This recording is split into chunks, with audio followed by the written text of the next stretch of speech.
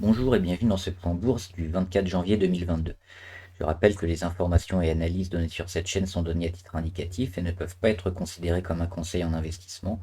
L'investissement en bourse est risqué et vous êtes responsable de tous les investissements que vous faites. Allez, on attaque avec la séance du jour. Une catastrophe aujourd'hui, hein. Presque moins 4% pour le CAC, qui a suivi donc les tendances américaines qui continuent de plonger. Donc on avait quand même une belle zone de résilience ici avant sur les 7080 points, qui avait été très légèrement enfoncé vendredi, et aujourd'hui c'est la dégringolade, on enfonce tout. Donc maintenant l'objectif ça va être les 6666. Il y a de grandes chances qu'on y aille, parce qu'on n'a pas fait les choses à moitié aujourd'hui avec moins de 4%. Il n'y a rien qui a tenu, le support à 6913 n'a pas suffi. On avait aussi cette petite oblique là qui avait été récemment tracée sur les plus bas, qui n'a pas tenu non plus. Donc le CAC 40 suit toutes les tendances et va corriger donc sérieusement. Donc on va aller chercher la moyenne à 200, qui est à 6715 actuellement. Et on va aller prendre le support à 6666 et voir comment ça va se passer après. Mais là on est parti pour encore au moins demain une mauvaise journée. On regarde les actions.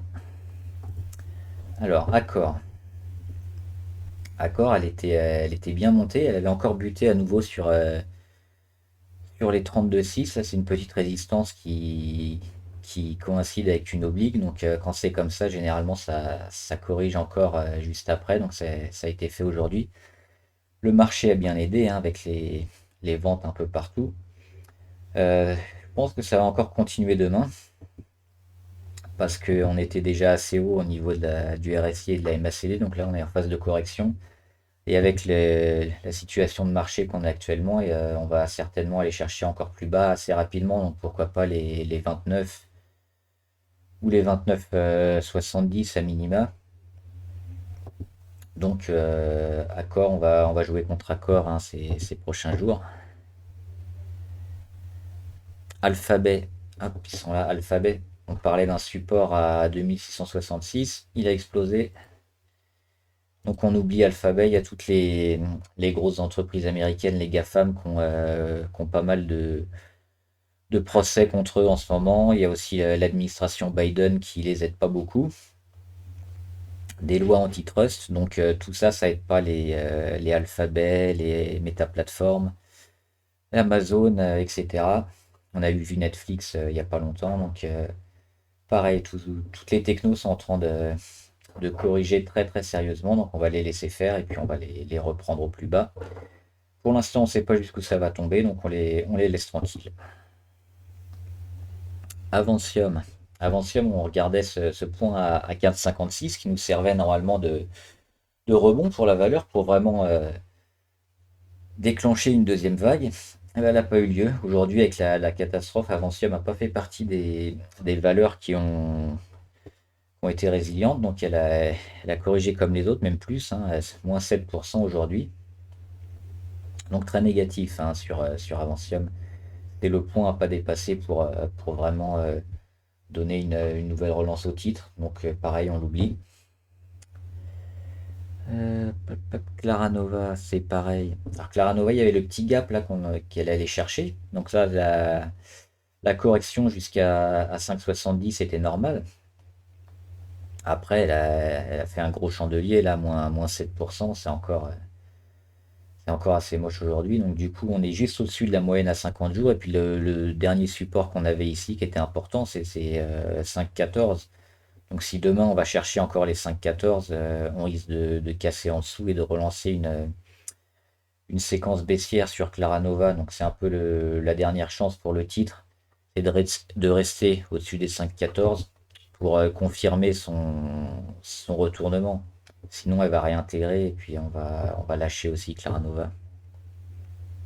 Crédit Agricole. Crédit Agricole, on en parlait ici quand elle était en surchauffe, ben elle continue, hein, on avait joué contre eux, on avait bien fait. Le premier objectif à 13,41 a été atteint et depuis elle continue. Euh, normalement, elle va continuer à sous-performer comme les autres, hein, les banquières qui s'étaient gavées, qui étaient montées très vite, très haut, là, qui corrigent. Alors on est à peu près à 50% de retracement ici. 50% de retracement, donc entre le plus bas du 20 décembre et le plus haut du 13 janvier environ. Donc ça va peut-être servir à la valeur à temporiser. Si c'est pas le cas, on va aller chercher la moyenne à 200 qui est à 12,29.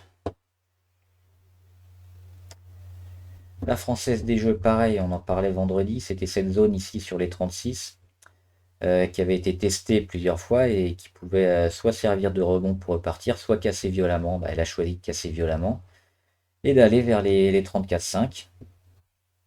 Donc toujours pas d'embellie sur la Française des Jeux. Le dernier support, il est là sur les 34,50. Et après, il est un peu plus loin. Donc ça va commencer à être catastrophique si on ne tient pas ce support-là. Sinon, on peut toujours continuer à être en VAD sur la Française des Jeux. Euh, Opium, alors Opium, il n'y a pas beaucoup d'échanges, hein. C'est un titre assez peu liquide. Par contre, sur ces derniers jours, il y a les volumes qui sont arrivés. Et là, aujourd'hui, ça a vraiment fait un pic énorme, comme celui de juin dernier, où le titre s'était vraiment envolé. Mais on voit, il y avait beaucoup de cotations encore de trous dans la cotation. Et là, dernièrement, on commence seulement à avoir des mèches et vraiment un titre qui commence à s'échanger. Donc ça peut être intéressant de suivre cette valeur, hein. C'est une valeur sur l'hydrogène et qui est en train d'exploser maintenant. Voir comment elle va se comporter. Malheureusement, elle n'a pas réussi à tenir ces niveaux. Elle est montée à 36 euros et elle est redescendue directement à 30 euros dans la journée. C'était jeudi. Ouais, c'est ça, c'était jeudi. Vendredi, pareil, donc elle est montée à 31 et quelques, elle est redescendue. Là, elle fait encore une mèche à 32. Mais elle se maintient quand même aux alentours des 29, hein, des 29 euros. Donc faut voir comment la valeur arrive à tenir ce support et qu'elle réintègre pas les 26. Mais si elle tient les 29, que les volumes se confirment et qu'elle met quelques chandeliers verts, ça peut être intéressant de suivre Opium pour la suite. Calaret, Calaret c'est intéressant, elle a cassé son oblique ici. Elle a fait une mèche haute, mais elle n'a pas réintégré directement son oblique. Donc elle est quand même restée au-dessus. Malgré les conditions de marché apocalyptiques aujourd'hui, elle fait plus de 2%. Donc c'est plutôt pas mal. Elle est passée au-dessus de sa moyenne à 50 jours. Donc c'est une valeur qu'on va suivre. Elle est peut-être en retournement, Caleret. Sur les 31 aujourd'hui, si elle réintègre pas les 30 ou les 30-50, on va peut-être pouvoir se mettre dessus. Donc demain, on va suivre ça, une zone autour des 30-50. Il ne faudra pas trop aller chercher. Mais si on reste au-dessus, on est bon.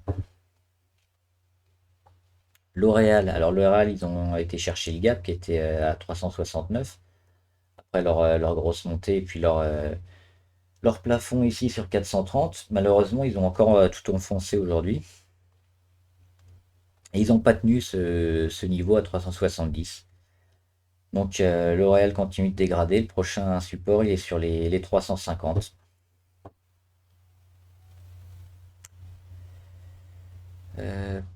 Renault. Non, j'ai Michelin avant. Michelin.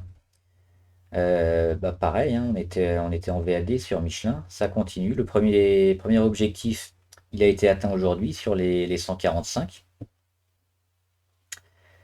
Et si la valeur se remet pas bien demain, on pourrait continuer à être bien négatif. Moi, je pense que la valeur va quand même continuer à dégrader. Donc, je suis encore en short sur Michelin, avec comme objectif d'aller chercher une zone autour des 138, par là. 137, 138 euros. On voit qu'on est quand même monté bien haut, surtout au niveau de la MACD, c'est un bon indicateur, il y a encore pas mal de marge. Le RSI aussi, on est à 41. Donc quand on voit sur beaucoup d'indices qu'on est déjà autour des 30 ou qu'on est négatif sur la MACD, Michelin a encore beaucoup de marge, donc ils sont montés bien haut là avec le marché qui bazarde un peu tout, qui liquide. Euh, Michelin a certainement encore un peu de marge pour descendre un petit peu. Renault, maintenant, si je les trouve, ils sont là. Renault, on en parlait quand ils mettaient toutes leurs mèches hautes ici, et ben, aujourd'hui ils ont continué. Ils ont mis encore une mèche au-dessus des 34,77. Et ils ont descendu et maintenant ils sont en négatif encore sous leur oblique, cette oblique qu'on avait tracée ici. Donc un signe négatif sur Renault. Par contre, le signe positif, c'est quand même qu'il y a pas mal d'acheteurs ici sur cette zone à 31,8. Donc elle est plutôt résiliente quand même, Renault. On espérait un peu plus un crack un peu plus violent, mais elle tient bien. Donc il y a une zone entre 34,7 et 31,8 qui est vraiment un mano à mano entre les acheteurs et les vendeurs. Quand ça va casser d'un côté ou de l'autre, ça pourrait être intéressant aussi de se replacer parce que ça va donner une tendance à suivre. Donc pour l'instant, on serait plutôt négatif hein, sur Renault, qui est en train de se retourner niveau MACD. On voit du rouge maintenant, les lignes se croisent. On est repassé en dessous de l'oblique. Mais il y a toujours cette zone d'achat. Par contre, si ça casse, on peut très vite retourner sur les 30,8 et puis rechercher encore cette oblique ici à 29. Donc ça, c'est le scénario du pire sur Renault qui est tout à fait envisageable, hein, vu les ventes qui ont été faites ces derniers jours. Société Générale, pareil, c'est comme Crédit Agricole hein, qui était en surchauffe ici sur les 34 euros et qui continue de corriger. Donc le premier objectif ici sur les 32,40 est atteint, le deuxième sur les 30,8 qui a été atteint aujourd'hui. Et elle continue, elle fait moins 5% aujourd'hui. Elle est pareille, hein, 42 au niveau du RSI, ONI et MACD, on est encore bien haut. Le retournement est à peine en train de s'acter. Donc c'est peut-être pas le début de la fin pour Société Générale. On va peut-être encore aller chercher plus loin. On a la moyenne 200 qui est autour des 27, qui va monter sur les 28 dans quelques jours. Ça pourrait être un bel objectif de VAD sur Société Générale, qui corrige beaucoup et qui a son support à 30,8 qui va peut-être lâcher aussi dès demain. Donc plutôt négatif sur la Société Générale, on est toujours en short dessus et on ne rachète pas pour le moment.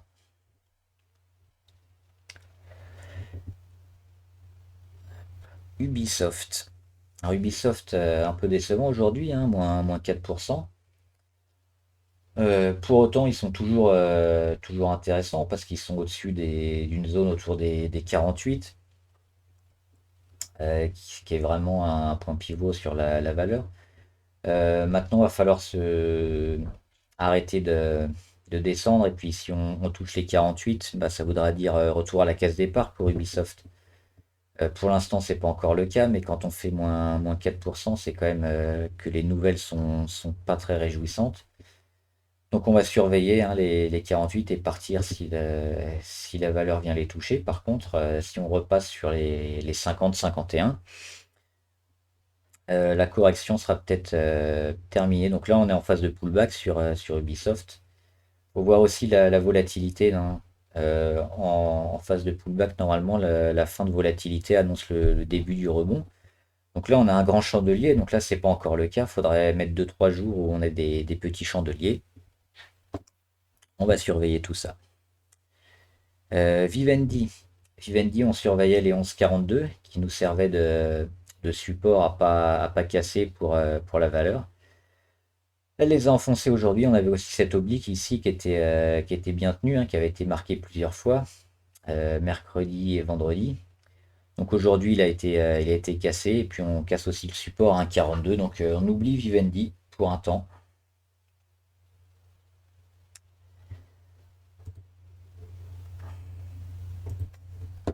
Alors, on va regarder aussi CGG.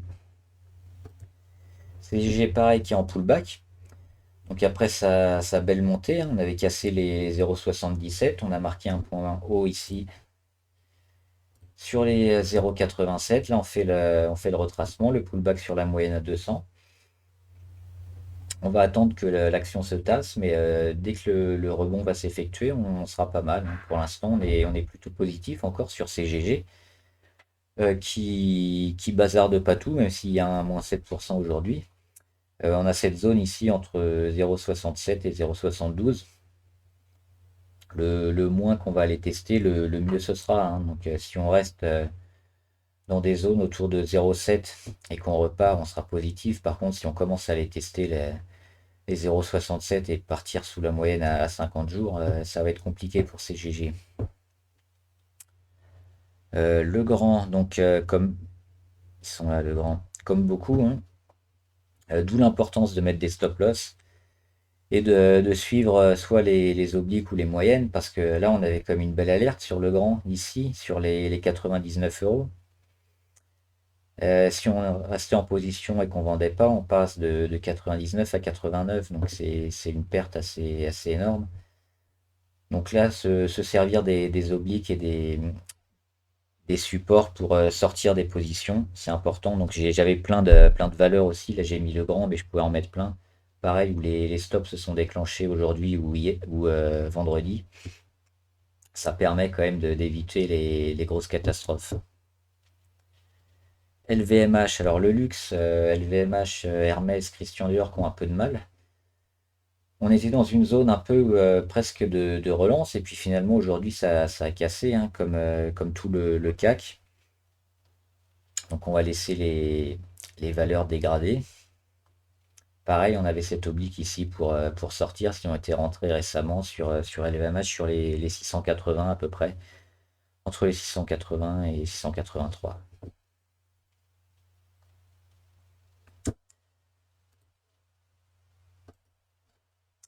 BIC.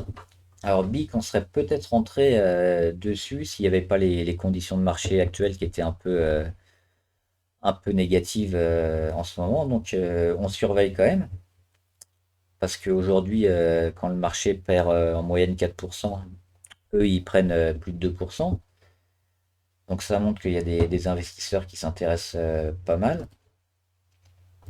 On a une petite oblique montante ici sur les plus bas qui se fait depuis un mois et demi. On a une oblique, alors j'ai pas pris celle-là parce qu'elle n'est pas vraiment pertinente, ça fait 15 jours. Donc on a tracé une oblique ici qui a été cassée il y a quelques jours, c'était mardi dernier. On a réintégré très vite. Mais là, on recasse aujourd'hui avec le plus 2%. Donc, BIC est peut-être en train d'acter sa phase de retournement. On va voir ces prochains jours et puis on va surveiller la zone des 51 euros. Si elle arrive à rattaquer les 51 euros et passer au-dessus, on sera très positif sur BIC. Biosinex, alors on parlait ici de ce tunnel vendredi entre les 23,10 et les 24,7. Et le fait de recasser ce tunnel, ben, était très négatif. On l'a vu vendredi, ça allait encore descendre. Aujourd'hui, on perd 11%. Et c'est peut-être pas terminé pour Biosinex qui va peut-être aller chercher encore plus bas. Mais déjà, on avait l'alerte ici jeudi, vendredi qui nous permettait de sortir. Capgemini, Capgemini qui monte depuis un moment. Pourtant, aujourd'hui, elle dégrade beaucoup, hein, 6%. Et ce qui est un peu inquiétant, c'est qu'on voit, elle casse l'oblique ici, l'oblique qui tient depuis novembre 2020, donc ça fait plus d'un an. On a les plus hauts ici qui ont été testés. On a la moyenne ici en blanc à peu près. Et là, elle est en phase de grosse correction, parce qu'elle avait rarement fait ça, hein, quand elle avait corrigé ici en septembre de l'année 2020, où elle avait commencé à corriger sur ses moyennes. Elle avait tapé l'oblique et elle ne l'avait pas enfoncé. Là, elle le tape aussi en octobre 2021. Et elle repart. Cette fois, elle le tape. Mais elle le casse et elle continue sa chute. Donc, il y a une petite zone ici entre 187 et 190. Mais quand on fait -6 comme ça directement, il y a des chances que ça pète demain ou durant la semaine. Donc on est aussi négatif sur Capgemini.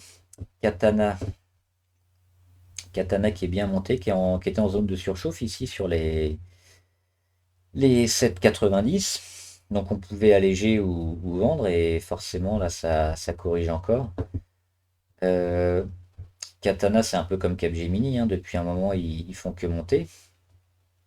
Il y a un support à 6,76 avec un gap aussi qui a été créé ici entre les 6,87 et les 7,12. Donc on va certainement y aller demain ou cette semaine, hein. On va dégrader et on va aller chercher la zone des 6,87 environ. De Richebourg. Alors de Richebourg, ça monte gentiment et puis là, ça corrige d'un coup. Ça a buté plusieurs fois sur les 12,10. Quand on a ce genre de choses là comme ça, où on bute un peu, après on a une grosse correction. Donc là, on est sur le premier support à 10,7. Mais on prend -6% aujourd'hui. Donc pareil, le message il est assez négatif. Et moi, je verrais plutôt un retour ici entre les 10,7 et les 8,7. Donc, grosse phase de correction. Si on regarde la MACD, on est monté bien haut. Et on entame une phase de correction maintenant dans le négatif. Donc, sur de Richebourg, on va certainement aller chercher les 10 euros et moins. Esker, ça continue de tout casser. Hop, le support ici, si j'arrive à le tracer, les 241, il a été enfoncé aujourd'hui. On continue de suivre l'oblique ici qui est méchamment pentu et puis il y a pas de frein sur Esquerre, donc faut surtout pas se placer, hein. On voyait déjà ici avec une petite zone où certains peuvent espérer jouer un rebond ou se placer. Il faut éviter généralement quand ça dégrade de cette force-là. À part jouer les rebonds en intraday, c'est compliqué. Donc là, ça continue. On oublie la valeur. Harmony Gold, je vous l'ai mis parce qu'il y a l'or qui est pas loin de sortir par le haut. Donc les minières or, ça peut être intéressant de se placer dessus. Donc là, on a Harmony Gold sur les 3,90.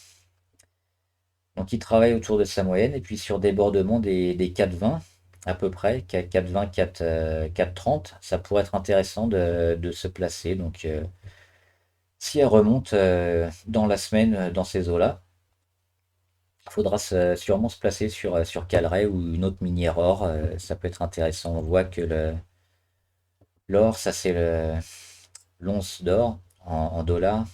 Donc pareil, qui avait tenté une sortie, là qui retente, qui se met quand même dans le haut, qui casse une première oblique, qui teste la deuxième oblique ici. Ce genre de configuration, c'est intéressant parce que ça annonce quand même une cassure et une relance haussière pour l'or. Donc les minières, tout ce qui est. Il y a l'argent aussi qui est un peu dans les mêmes configurations, qui peuvent être intéressantes aujourd'hui. Et enfin, Saint-Gobain.